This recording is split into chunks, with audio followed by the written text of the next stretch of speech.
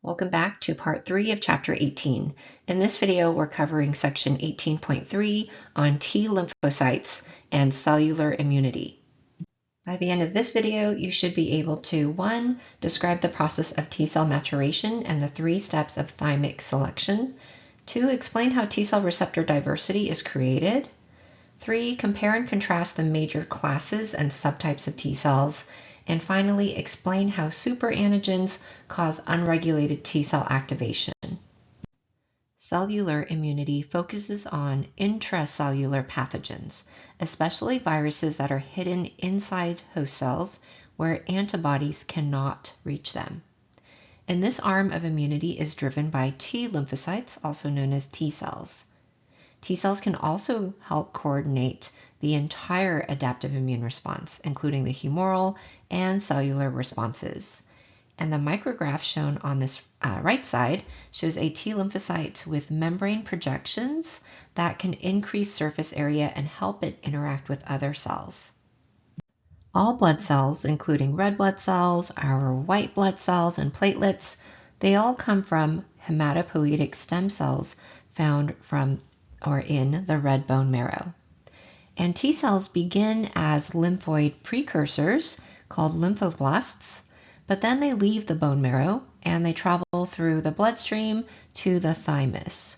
Once they're in the thymus, these immature cells are now called thymocytes, and that's where the critical maturation process occurs. This image shows red bone marrow located in long bones like the femur and in flat bones like the ilium and the scapula. Red bone marrow is where T cell precursors originate along with all of the other white blood cells. The distinction here is that T cells start in the red bone marrow, but they're not going to mature there. This slide shows the thymus. This is the primary organ for T cell maturation. It's a bilobed organ located above the heart. In the diagram, it's kind of a yellowish color. And on the right side, we can see a micrograph of the thymus. And on the outer portion, there is a darker cortex region. That's where early selection happens. And inside, we see a lighter medulla, and that area participates in the later stages of selection. So this organ orchestrates one of the most rigorous selection processes in the entire immune system. Thymic selection ensures that T cells are both functional and not reactive to healthy cells. That's non-self-reactive. There are going to be 3 major steps that occur: eliminating, killing off around 98% of thymocytes. So only about 2% survive, and those 2% are going to exit the thymus as mature, naive T cells. Naive means they've not yet been activated, and they're going to be ready to circulate through secondary lymphoid organs. These include our lymph nodes, our spleen, and tonsils. So let's look at these 3 steps of thymic selection in detail. In the first step, T cells must successfully assemble working T cell receptors. These are TCRs for short. So if a thymocyte produces a defective T cell receptor, it will die by apoptosis. And this ensures that surviving T cells have the basic capability to recognize antigen MHC complexes. The second step tests whether the T cell receptor can bind to self-MHC molecules. So the T cell receptor must be able to bind to self-MHC appropriately, meaning there is binding and enough binding time to recognize the self-peptide. And if that happens, the cell receives a survival signal, and that's why this is called positive selection. We're selecting for the cells that have proper MHC interaction. If the T cell receptor could not interact with the MHC at all, those cells will be eliminated. In the third and final step, we're going to eliminate self-reactive T cells. These are T cells that bind too strongly to our self-peptides. And this elimination of cells that do so is negative selection. So you're going to eliminate self-reactive cells, that's why it's called negative selection. You're destroying cells that could potentially cause autoimmune disease. So the destruction of these self-reactive cells prevents autoimmune disease. And this is known as central tolerance because it occurs in the thymus before the cells enter the blood circulation. Only T cells that pass all three steps 1 through 3 that we just saw, are going to be released into the bloodstream. But even with these strict thymic selection steps, there are still some self-reactive T cells that somehow escape into the circulation. So we have peripheral tolerance, which provides a second layer of protection. And this is through anergy, where a T cell becomes non-responsive when they're not properly co-stimulated, and regulatory T cells, which actively suppress inappropriate activation of T cells. So together, these two mechanisms help prevent autoimmune responses. This first checkpoint question asks, what anatomical sites are involved in T cell production and maturation? So first we have the red bone marrow. That's our source of hematopoietic stem cells, and these become lymphoid stem cells and then our T cell precursors. Then we have that thymus above the heart.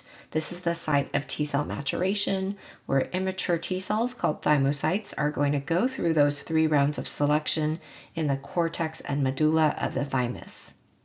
Finally, we have our secondary lymphoid organs, like the lymph nodes or the spleen, where mature, naive T cells migrate after thymus maturation. For the second question, they ask, what are the 3 steps involved in thymic selection? So first we had step 1, that T cell receptor check. This was negative selection that happened in the cortex, where we're eliminating thymocytes that fail to produce a functional T cell receptor. In step 2, we had the MHC recognition. That was also in the cortex, and this was positive selection, where only thymocytes that can properly interact with self-MHC will survive. In step 3, we're looking at self-tolerance, and this was a negative selection that occurred in both the cortex and medulla of the thymus.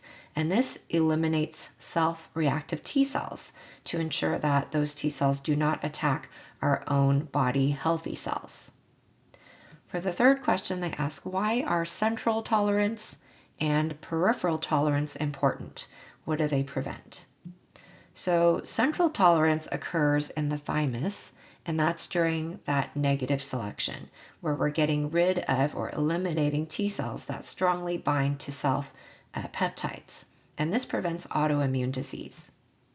Whereas for peripheral tolerance, we're looking at this after the T cells enter the circulation, and the mechanisms included anergy, which is inactivation of those T cells due to a lack of co-stimulation, or using regulatory T cells to suppress those cells.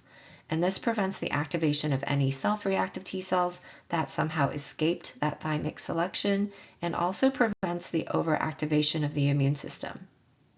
It turns out there are 3 major classes of T cells, including our helper T cells with a CD4 marker on their surface. Regulatory T cells have also a CD4 marker on their surface, and cytotoxic T cells, sometimes also known as killer T cells, have a CD8 marker on their surface. And these 3 classes of T cells differ in their activation requirements, which MHC class they interact with, and what effector functions they perform. CD stands for cluster of differentiation, and these are molecules or surface glycoproteins that are on the surface of the cell used to classify the white blood cell type. So the CD4 and CD8 molecules are surface glycoproteins used for classification. Helper T cells are activated only when an antigen-presenting cell presents an antigen on their MHC2. Once the helper T cells are activated, they function as the orchestrators of immunity, and they're going to enhance macrophage and natural killer cell function. But these helper T cells can also differentiate into multiple subtypes, including Th1, Th2, Th17, and memory helper T cells, which we'll cover shortly. Regulatory T cells are also activated by antigen-presenting cells through their MHC2. And their role, the regulatory T cells' role, is to suppress inappropriate or excessive immune activation, and that helps to maintain that peripheral tolerance we talked about earlier. So these regulatory T cells are essential for preventing autoimmune response or autoimmune disease by suppressing self-reactive T cells. Cytotoxic T cells, sometimes abbreviated CTLs, cytotoxic lymphocytes, are activated by MHC1. And since all nucleated cells express MHC1, cytotoxic T cells can be activated by antigen-presenting cells or any infected body cell. Their job is to directly destroy infected cells using perforin and granzymes, and that will induce apoptosis or programmed cell death. This table from our book summarizes activation requirements and key functions of the three T cell classes. Helper T cells orchestrate immunity, regulatory T cells maintain tolerance, and cytotoxic T cells destroy infected cells. Notice that the helper and regulatory T cells share CD4 and require MHC2, while cytotoxic T cells use CD8 and they recognize antigens on MHC1. This first checkpoint question asks, what are the unique functions of the three classes of T cells? So first we have our helper T cells, which is that CD4 marker. These are activated by MHC2s found on those APCs, the antigen-presenting cells, and they direct and coordinate the immune response by activating B cells, other cytotoxic T cells, macrophages, or other white blood cells. For the regulatory T cells, they also have a CD4 marker, and they suppress inappropriate or excessive immune responses, so they maintain peripheral tolerance. And then we had our cytotoxic T cells with that CD8 marker. They're activated by MHC1, and they kill infected nucleated cells using those perforin and granzymes. For the second question, they ask which T cells can be activated by antigens presented by cells other than APCs. So those were our cytotoxic T cells with a CD8 marker. And this is because all nucleated cells express MHC1. Therefore, any infected cell can activate a cytotoxic T cell, not just the antigen-presenting cells. So helper T cells, on the other hand, with those CD4s, can only be activated by antigen-presenting cells with the MHC2. T cell receptors, also known as TCRs, consist of two chains. We have an alpha chain and a beta chain, and each has a variable region and a constant region. The variable region is the area that forms the epitope or antigen binding site, and compared with antibodies, T cell receptors are simpler, right? They only have two chains instead of four. They also differ in that T cell receptors cannot bind to free antigen. They can only recognize antigens when those antigens are presented on MHC. It turns out that the body needs around 25 million unique T cell receptors to recognize different pathogens we might encounter during our lives. So where do we get these? This diversity is created through genetic rearrangement of these genes. These segments, V stands for variable, D is diversity, and J is joining segments that make up these chains. So by recombining these different gene segments, you can generate millions of unique T cell receptors. So this occurs really early in thymic development during step 1 of that thymic selection and enables T cells to detect an enormous variety of microbial epitopes. This checkpoint asks, what are the similarities and differences between T cell receptors and immunoglobulins? So for their similarities, they both have variable and constant regions. They both recognize specific epitopes, and in both, the diversity is generated by gene segment rearrangements. But differences if I look at the T cell receptors, they're only made of two chains, the alpha and the beta, and they only recognize antigens when they're presented on MHCs. T cell receptors are also never secreted. Whereas for the immunoglobulins, those are antibodies, they were made of four chains. They had those two heavy chains and the two light chains.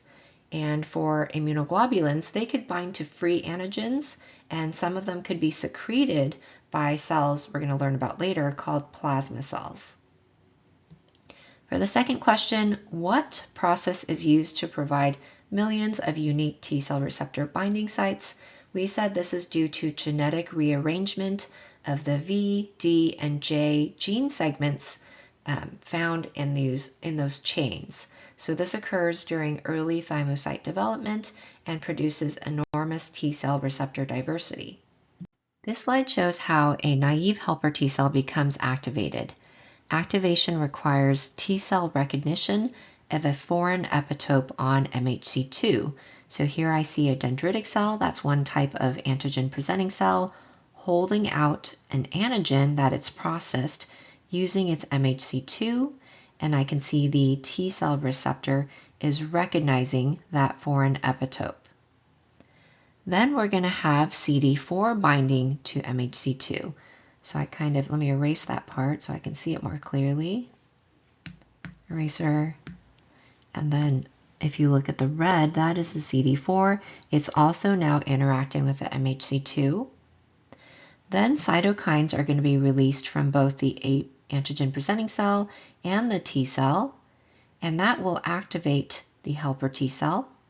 Once that occurs, it goes through clonal proliferation, so it divides and differentiates into Th1 cells, Th2 cells, it's not shown here, but Th17 cells and memory helper T cells.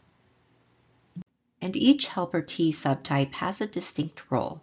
Th1 can activate cytotoxic T cells, macrophages, neutrophils, and natural killer cells. Th2 can activate B cells and direct antibody class switching. That means it'll allow B cells to switch which type of antibodies they're producing. Th17 cells protect against mucocutaneous infections such as chronic candida, herpes simplex virus, or human papillomavirus infections. And then our memory helper T cells provide long-term rapid secondary responses, and these subtypes all allow the immune system to fine-tune its response depending on the type of pathogen. This table from our book really gives a nice breakdown of the functions of each helper T subtype. We can see that Th1 cells are really involved in cellular immunity, whereas the Th2 cells are important in humoral immunity. Th17 cells are important in mucocutaneous defense, and our memory cells are important for rapid reactivation in secondary response. Cytotoxic T cells, they're activated when they recognize an antigen on MHC1, and this may be presented either by an infected host cell or an antigen presenting cell. So here, if I zoom in, I can see the T cell is using its T cell receptor to recognize the MHC class 1 and that antigen from a pathogen, and it's also going to bind using its CD8. So CD8 binding to MHC1 is going to induce the release of cytokines from both the antigen presenting cell or self cell as well as Th1 cells, and that will activate the cytotoxic T cell. After activation, those cytotoxic T cells will undergo clonal expansion. That means they're going to start dividing. Some of them are going to be effector cytotoxic T cells that go around and search for more infected cells to destroy them, and others will become memory cells for future response, for that secondary response. This figure shows the entire part of the textbook figure. Here I can see what I saw earlier, that naive cytotoxic T cell that has not been activated yet, and this is the activated version that occurs after the T cell receptor binds to the MHC1 with antigen and the CD8 binds to MHC class 1. That will lead to activation of the cytotoxic T lymphocyte. Granzymes and perforins will be released from that activated killer T cell, and that will trigger apoptosis of the infected cell. So this is a type of controlled cell death that prevents pathogens from being released into the surrounding tissues and infecting additional cells. So in apoptosis, this is different from lysis, because in lysis, the virus, if it was a virus, could potentially be infectious and move and infect other cells. So again, to summarize that cytotoxic T lymphocyte killing mechanism, we saw there were 3 steps. In the first step, that T cell receptor binds to the antigen, that's the peptide that is presented by the MHC1. So the peptide is part of that intracellular pathogen, whether it's a bacterium or virus. Then the cytotoxic T cell will release perforin to form pores in the infected cell. Granzymes will enter those pores and induce apoptosis in the infected cell. So again, this is how the immune system clears intracellular infections without causing widespread tissue damage. This first question asks, compare and contrast the activation of helper T cells and cytotoxic T cells. For helper T cells, they were activated by MHC2, presenting an antigen from antigen-presenting cells. This required T cell receptor recognition, CD4 binding to MHC2, and cytokine signals that allowed the helper T cells to differentiate into Th1, Th2, Th17, or memory helper T cells.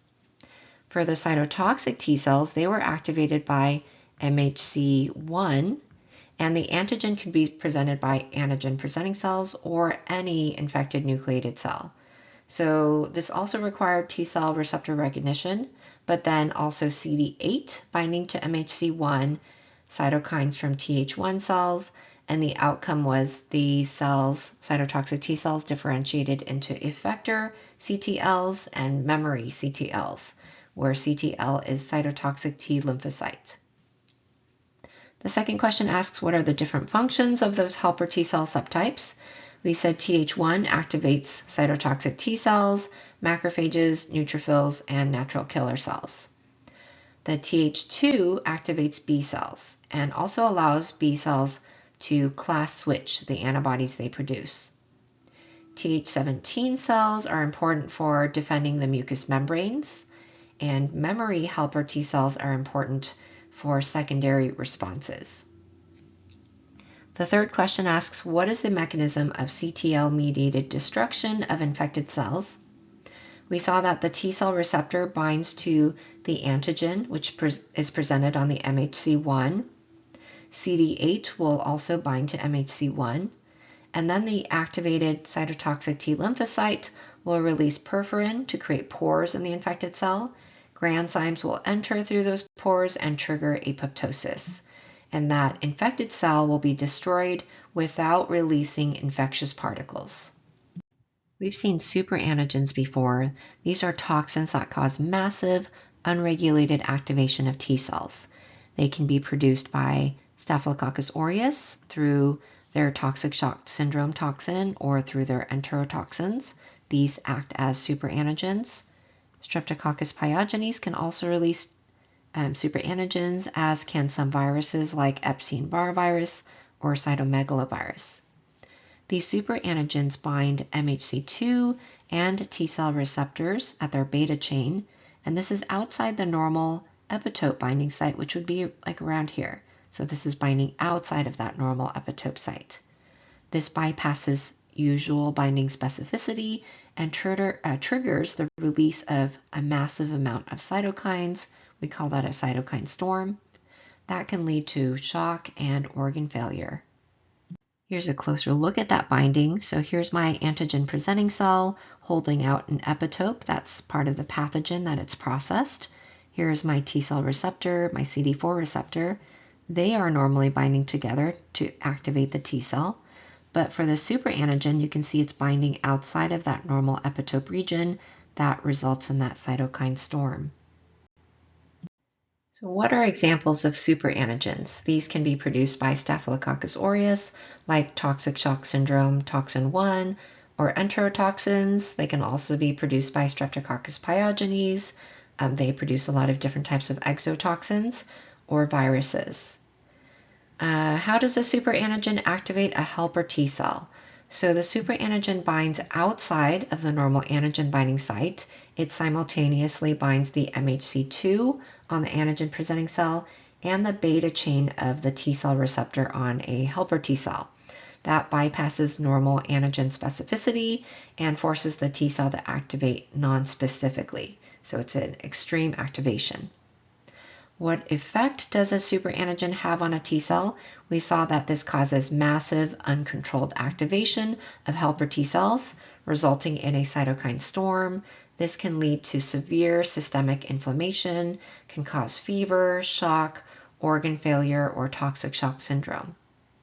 And our book has a case study with a patient that is a 22-year-old woman. She has a high fever, vomiting, diarrhea, and muscle aches. And as she's waiting in the emergency room, her blood pressure drops dramatically.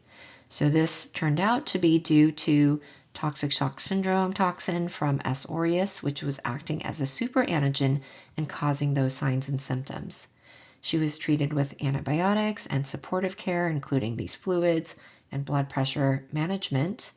And although antibiotics don't neutralize the superantigen, they will kill off the bacteria that are producing the antigen, that superantigen.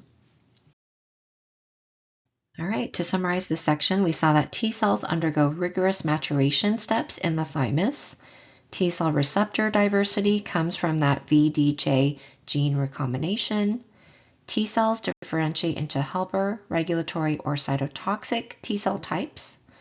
Helper T subtypes include Th1, Th2, Th17, and memory T cells that tailor the different types of immune responses. We saw that cytotoxic T cells can kill or eliminate infected cells through perforins and granzymes, and superantigens bypass normal specificity and cause those cytokine storms. So these concepts all tie together to explain how cellular immunity controls intracellular pathogens. All right, let's recap 18.3. Describe the process of T cell maturation and thymic selection. So first, T cell precursors are introduced or produced in the red bone marrow. And then our immature T cells, called thymocytes, travel to the thymus. And we saw that maturation involves 3 selection steps that happen in the cortex and medulla of the thymus. Step 1 was that T cell receptor check. That was negative selection in the cortex, where thymocytes had to produce a functional T cell receptor. Cells that had defective T cell receptors were eliminated by apoptosis. In step 2, we had that MHC recognition. That was positive selection, also happened in the cortex, where thymocytes have to be able to bind to self-MHC molecules appropriately, and they eliminated the T cells that could not recognize self-MHC. The third step was self-tolerance. This was a negative selection that happened in the cortex and medulla. We're going to get rid of T cells that strongly bind to self-antigens to prevent autoimmunity, and this was called central tolerance. So only about 2% of cells survived, and those survivors are allowed to leave the thymus as mature, naive T cells, and they go to those secondary lymphoid organs like the lymph nodes and the spleen. For the second learning objective, explain the genetic events that lead to diversity of T cell receptors. We saw that that was due to the V, D, and J gene rearrangement. So VDJ gene arrangement. So this diversity is created by that recombination of those variable diversity and joining gene segments. And this occurs early during early thymocyte development. We get a result of millions of unique T cell receptors, and each of them are able to recognize a different epitope. The third learning objective asks, compare and contrast the various classes and subtypes of T cells in terms of activation and function. So helper T cells are activated by antigen and MHC2 on antigen-presenting cells.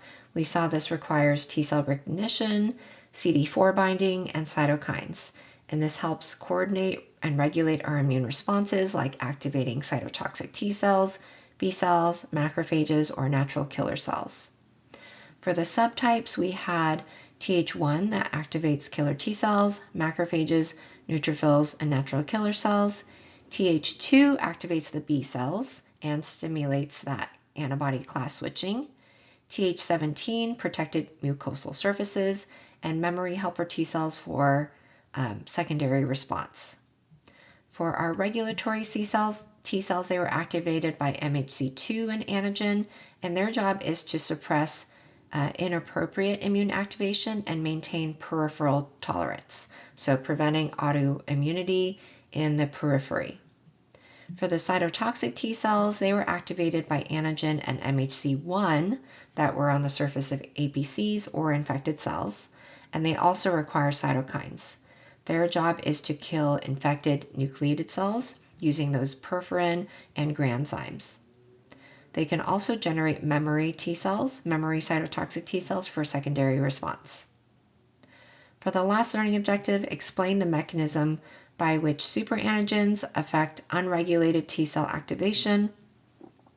So superantigens bind to MHC2 on antigen-presenting cells, and at the same time they're binding the beta chain of the T cell receptor. And that binding occurred outside of the normal antigen binding site.